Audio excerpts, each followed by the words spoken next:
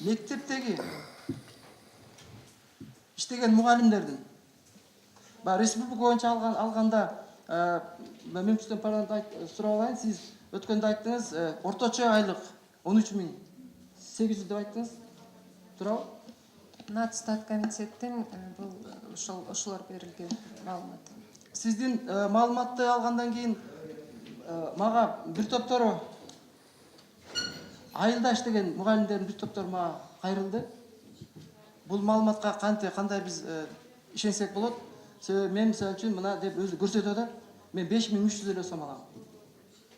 Депчи, мен буну түшүнүп турам. Бул саатына байланыштуу, берген саатына байланыштуу болот.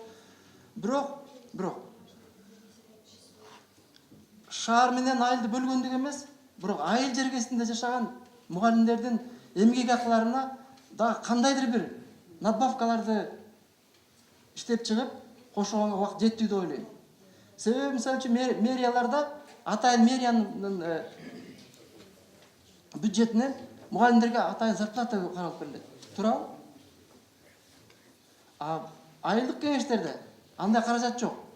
Ошондуктан айыл жергесинде иштеген мугалимдерге дагы өзүнчө бир кандайдыр бир надбавкаларды иштеп чыгышыбыз керек деп мен ойлойм.